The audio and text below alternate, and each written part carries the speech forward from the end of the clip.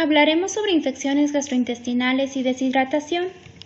Como objetivos podemos plantear los siguientes: definir gastroenteritis aguda, describir la patogenia y reconocer la clínica de la enfermedad diarreica aguda, explicar el manejo de la gastroenteritis y de la deshidratación y describir medidas de prevención de la enfermedad diarreica aguda. Como definiciones podemos citar las siguientes: la enfermedad diarreica como un cambio en el hábito de evacuaciones de un niño que resulta en un incremento sustancial de la frecuencia y o evacuaciones semilíquidas, o como un volumen de evacuaciones mayor a 10 ml/kg día. Entre las definiciones más reconocidas y utilizadas podemos citar a la de la Sociedad Europea de Gastroenterología, Hepatología y Nutrición, que define la gastroenteritis como la reducción en la consistencia de las evacuaciones líquidas o semilíquidas y o incremento en la frecuencia de las mismas, por lo general mayor o igual a 3 veces en 24 horas, pudiendo acompañarse de fiebre o vómitos. Por otro lado, la Organización Mundial de la Salud define como la producción de 3 o más deposiciones en 24 horas de consistencia disminuida o al menos una con presencia de elementos anormales, pus, sangre o moco. Estas definiciones no son válidas en niños alimentados con lactancia materna, donde el patrón puede ser mayor a 3 evacuaciones al día, inclusive hasta 8, y las características de las evacuaciones pueden variar entre líquidas, semilíquidas a pastosas o semipastosas. Una definición más operativa de la enfermedad diarreica en edad infantil es la de un gasto fecal mayor a 10 gramos/kg día. Si tomamos en cuenta la duración de la diarrea, podemos clasificar a la enfermedad diarreica en aguda, persistente o crónica. La aguda es aquella que dura por lo menos 7 días, pero no más de 14 días. La diarrea persistente suele durar mayor a 14 días y la crónica mayor a 30 días.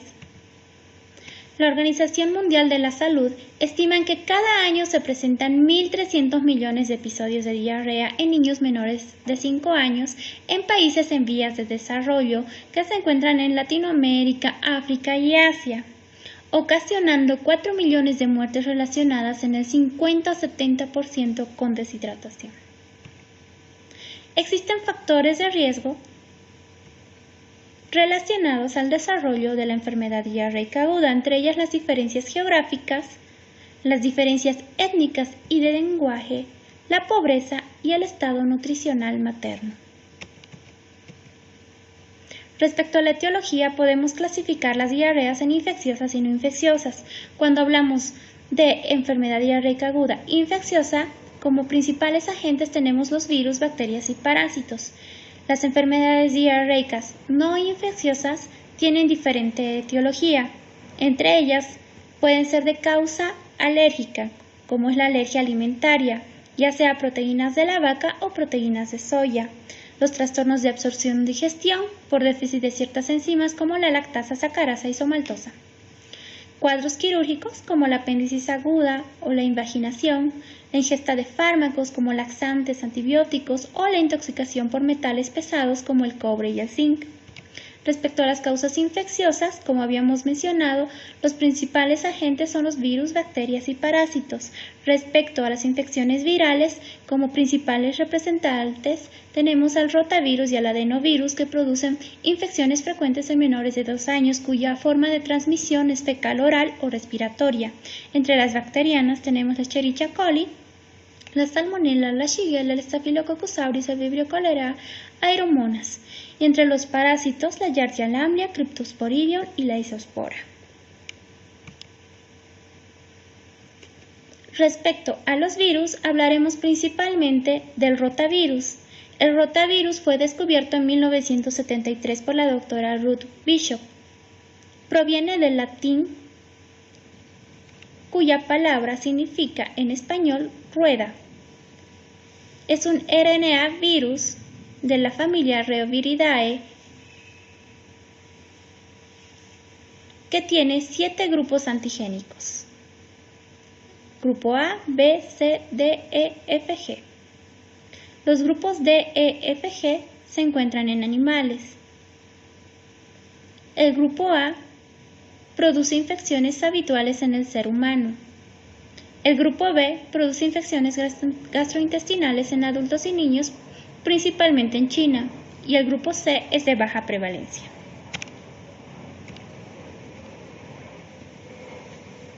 El rotavirus tiene un genoma RNA doble cadena de 11 segmentos que codifican cada proteína viral. Estas proteínas pueden ser estructurales o no estructurales. Entre las estructurales tenemos BP1, BP2, BP3, BP4, BP6 y BP7. Entre las no estructurales, NSP1, NSP2, NSP3, NSP4, NSP5. El genoma presenta las siguientes proteínas: BP1, BP2 y BP3. La cápside interna está básicamente formada por la BP6 rodeando al núcleo, la cápside externa compuesta por BP4 y por BP7.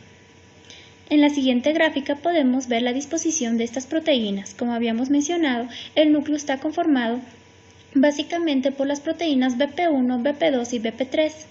La cápside interna que rodea al núcleo está conformado exclusivamente por las proteínas BP6 y la cápsula externa por BP4 y BP7.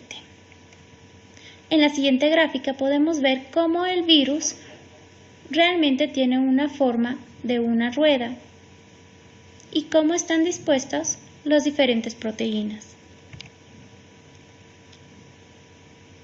Estas proteínas varían de acuerdo a su peso molecular y de acuerdo al segmento del genoma que ocupan. La BP4 y BP7 determinan los serotipos. BP4 corresponde a los del tipo P, que son sensibles a proteasas. Las BP7, denominados tipo G, se encuentran glucosilados. Existen 20 serotipos P y 14 serotipos G, de los cuales 11 serotipos P y 10 serotipos G se encuentran produciendo infecciones en humanos. El grupo A consiste en 14 serotipos, de los cuales del 1 al 4 son los más frecuentes. En esta gráfica podemos ver la clasificación del virus. Como habíamos mencionado, son 7 grupos de la A a la G, siendo el más frecuente el grupo A. Existen 2 subgrupos, el 1 y 2, y los serotipos BP7 y BP4 que van a producir los serotipos G y P correspondientemente. Como habíamos mencionado, el G1P, G2P, G3P y G4P son los más frecuentes. El rotavirus es la causa más frecuente de gastroenteritis en lactantes menores de 2 años, principalmente entre los 6 y 24 meses. 1 por 10 a la 12 partículas se encuentran en cada gramo de heces. La transmisión es fecal oral y en fomites. La diseminación es intrafamiliar en hospitales, guarderías y otras instituciones. Es prevalente en meses fríos, en climas templados. El periodo de incubación corresponde de 1 a 3 días.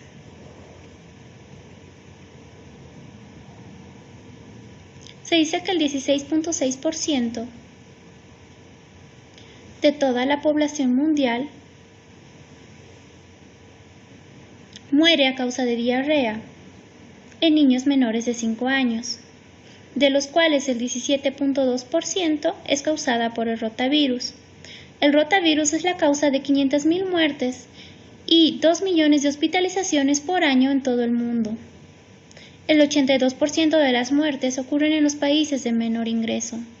La incidencia del virus es similar en todo el mundo, pero la desnutrición y la falta de acceso a la terapia de hidratación, entre otros factores, aumenta el riesgo de muerte.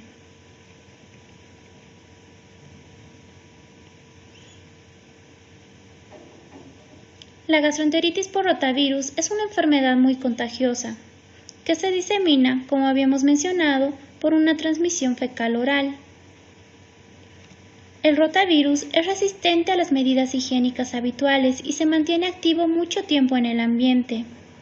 Pocos virus son suficientes para contaminar la comida. Y, contamina con facilidad el entorno. ¿Qué es lo que sucede?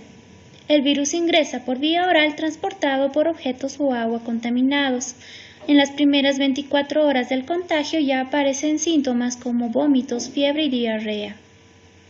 Esto puede llevar a la muerte por deshidratación si es que no se hidrata lo más antes posible por medio de un plan endovenoso. El virus se multiplica en la parte proximal del intestino delgado, infectando la mucosa que reviste su pared interna. Esta mucosa está cubierta por vellosidades. A este nivel es donde se lleva a cabo el proceso inflamatorio, perdiendo la función normal del intestino delgado. Respecto a la fisiopatología, existen diferentes mecanismos. Podemos citar los siguientes: aumento de la secreción intestinal y de electrolitos, en los cuales existe un gran volumen acuoso y pérdidas de electrolitos, produciendo una deshidratación hiponatrémica. Las enterotoxinas activan anticuerpos del epitelio intestinal, con aumento de la secreción activa de líquidos y electrolitos. El segundo mecanismo es la reducción del área de superficie absortiva, donde existe lisis de enterocitos por agresión directa, citocinas o adhesión, con alteración en la absorción de carbohidratos en el colon, arrastrando agua hacia la luz. Y la invasión de la mucosa y submucosa del colon e ilion terminal, donde existe inflamación y alteración de la permeabilidad, hemorragia, formación de microabscesos, ulceración y producción de moco. Disminuye la absorción de agua en el colon, aumentando la motilidad, presentando los datos clínicos frecuentes de pujo, tenesmo con presencia de moco o sangre en las evacuaciones. En esta gráfica podemos observar cómo el rotavirus, al hacer contacto con el epitelio intestinal, se libera de su cápside externa, ingresa a la célula y comienza su multiplicación, además de liberación de toxinas. Una vez llevada a cabo su multiplicación, estos virus egresan nuevamente, recubiertos por la membrana de la célula epitelial, para ir a infestar el resto de las células. Al final de todo este proceso, el epitelio intestinal muere por medio del proceso de la apoptosis. En resumen, el rotavirus se adhieren a los enterocitos, donde lleva a cabo su replicación. Va a producir la diarrea por diferentes mecanismos. Va a producir primero una diarrea osmótica, donde existe disminución de la absorción de sales, carbohidratos y agua, llevando a la apoptosis de los enterocitos. La diarrea secretora por activación del sistema nervioso entérico con secreción de fluidos y electrolitos, y por medio del NSP4 va a activar las enterotoxinas, las cuales van a aumentar los niveles intracelulares del calcio. Va a producir, además, disrupción de la membrana, disrupción del esqueleto y por ende muerte celular.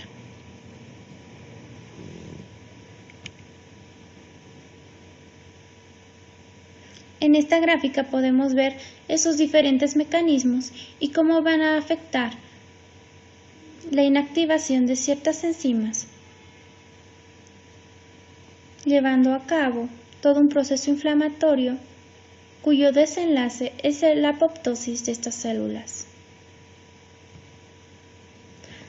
La Escherichia coli es otro agente frecuente en las enfermedades diarreicas agudas.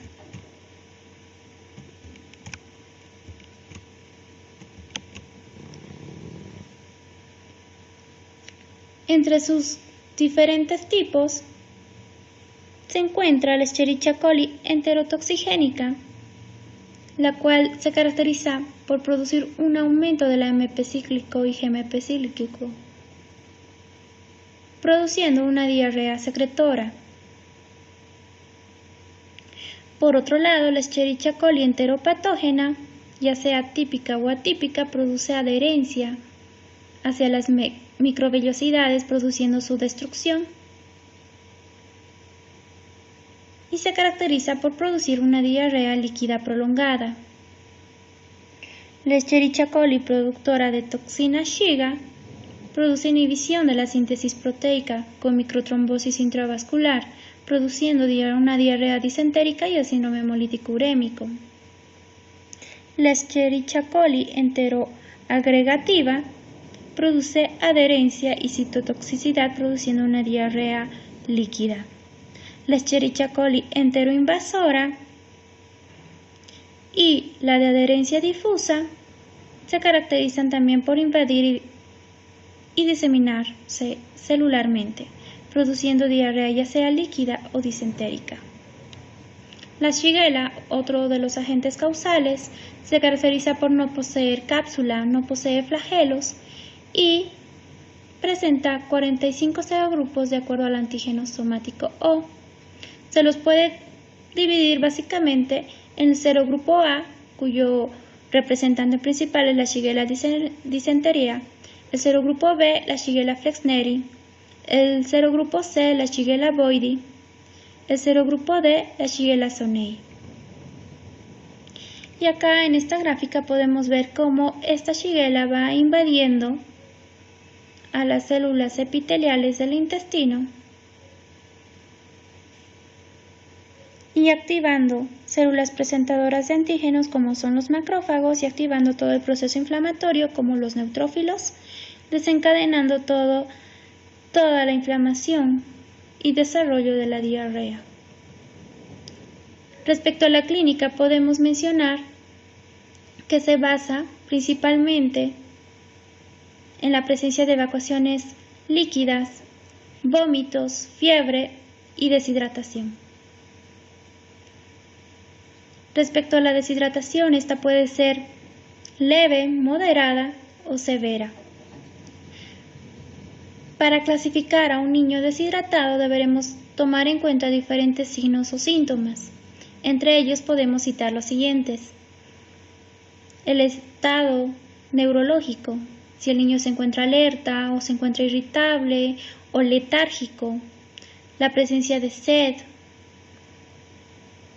o pobremente la ingesta de líquidos, pero debido a la incapacidad de la toma de estos, la frecuencia cardíaca, si el niño se encuentra con una frecuencia cardíaca normal o taquicárdico, la calidad de los pulsos, la respiración, si esta es normal o es profunda, los ojos, si se encuentran hundidos o no, la presencia de lágrimas o no, las mucosas, si se encuentran hidratadas o deshidratadas, el llenado capilar, el color y la temperatura de las extremidades, así como el gasto urinario, si este se encuentra normal, disminuido o es mínimo. Una vez ya establecido el diagnóstico clínico, nos valdremos de otras pruebas para hacer una disquisición sobre la etiología. Para ello tomaremos en cuenta solicitar un coprocultivo, mocofecal, coproparasitológico, un perfil viral, o en casos de esas diarreas que son ya prolongadas, podremos solicitar azúcares reductores en heces. Una vez establecido ya el diagnóstico, deberemos realizar el tratamiento. El objetivo en las primeras horas es restablecer el balance de líquidos y sales del cuerpo, por ello se utilizan bebidas formuladas para facilitar su absorción en el intestino.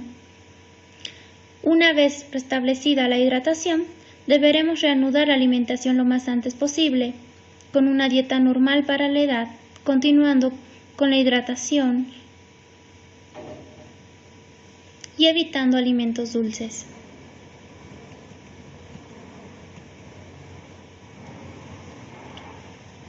El tratamiento se basará principalmente en recuperar esa pérdida de peso, mejorar el gasto urinario, que los electrolitos se encuentren básicamente normales y restablecer todos los hallazgos clínicos hacia la normalidad. Este tratamiento puede dividirse en 3 planes, dependiendo del estado de hidratación del niño. El plan A, cuando se presenta una deshidratación leve, en el cual se deberá administrar sales de hidratación oral a 10 ml kilogramo después de cada evacuación líquida. El plan B corresponde a la administración de sales de hidratación oral de 50 a 100 ml por kilogramo hora en un lapso de 3 a 4 horas y el plan C en la administración endovenosa de soluciones cristaloides a 100 mg kilogramo hora. Durante la primera hora se administrará el 50%, en la segunda hora el 25% y en la tercera hora el 25% restante.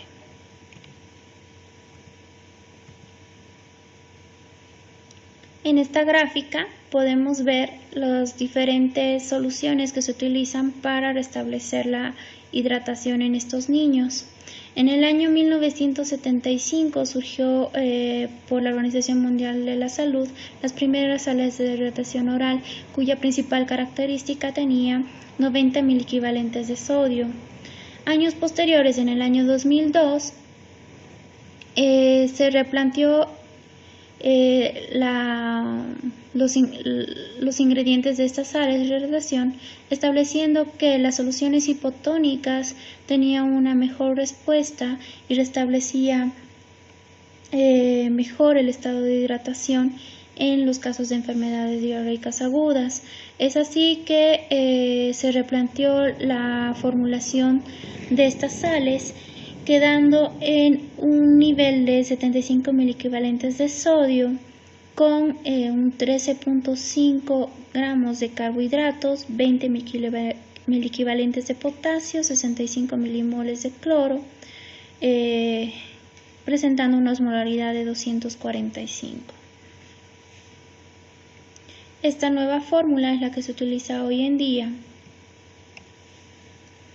Como les venía mencionando, de acuerdo al estado de hidratación podemos hacer nuestro plan de hidratación.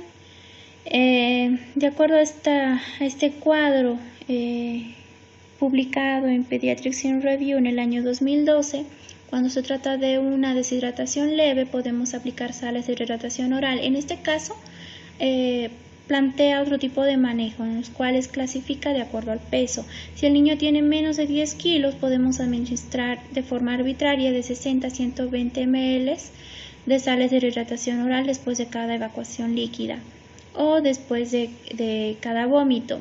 Si el niño tiene más de 10 kilos, podemos administrar de 120 a 240 mililitros de sales de hidratación oral.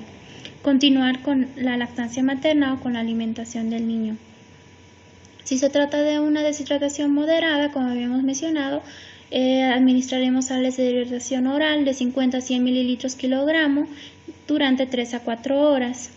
Y si se trata de una deshidratación severa, haremos la hidratación en forma endovenosa, 20 ml kilo peso dosis, o como establece la Organización Mundial de la Salud, a 100 mililitros kilogramo peso en 3 horas, 50% administrado en la primera hora, el 25% en la segunda hora y el restante 25% en la tercera hora. Cualquiera de las formas es válida.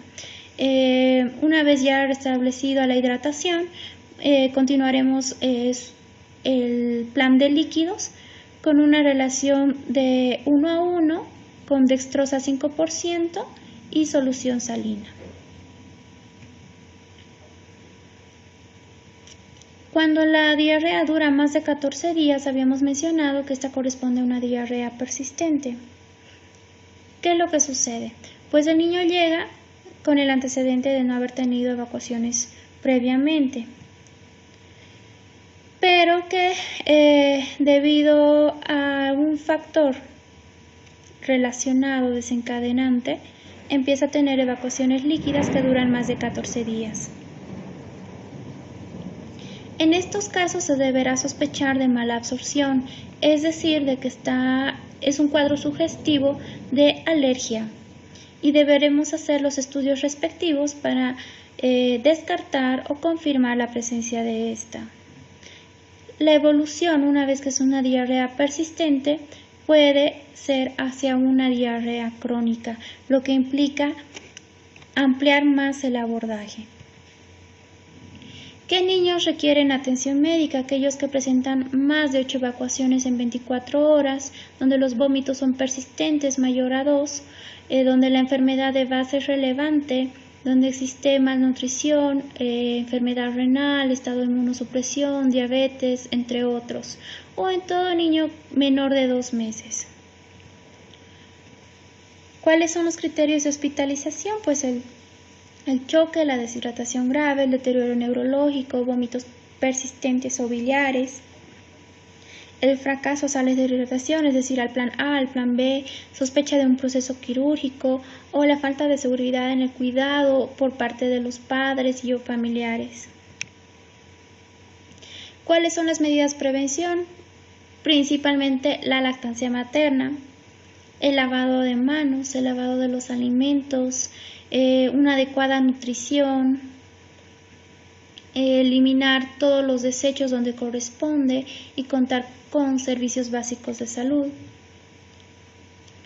Entre otros, las vacunas son medidas muy importantes, principalmente las vacunas antirrotavirus relacionado a este tema. La primera vacuna licenciada fue la vacuna humana Rhesus recombinante, que cubría 4 serotipos G y se lo administraba en 3 dosis vía oral a los 2, 4, 6 meses. Fue incorporada al esquema de inmunización en Estados Unidos en 1998, sin embargo, por la relación que se encontró de 1 por cada 10.000 habitantes que desarrollaba intususcepción, es que se decidió el retiro de esta vacuna.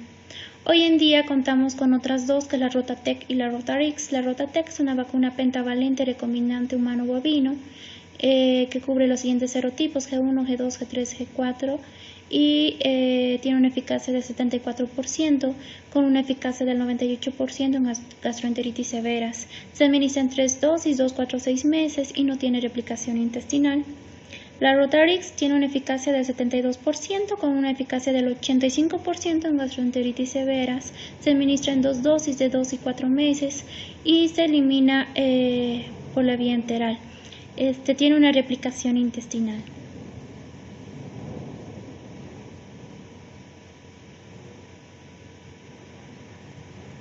Bueno, ahora plantearemos casos clínicos para hacer más práctico este tema. El caso clínico 1 indica lo siguiente: lactante de 5 meses de edad de 6 kilos con cuadro clínico de 48 horas de evolución caracterizado por evacuaciones líquidas, sin moco, sin sangre. Al examen físico irritable, se consuela con la madre, la fontanela está levemente deprimida, taquicárdico con llenado capilar de 2 segundos, con disminución del volumen urinario, polipneico, mucosas secas, abdomen blando, con peristalsis aumentada. De acuerdo a lo establecido, se trata de una enfermedad diarreica aguda, pero el estado de hidratación ¿a qué corresponde? Por lo mencionado, corresponde a una deshidratación moderada.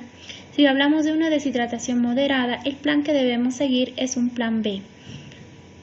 De acuerdo al peso del niño, corresponderá administrarle 300 mililitros en 4 horas, es decir, 25 mililitros cada 20 minutos.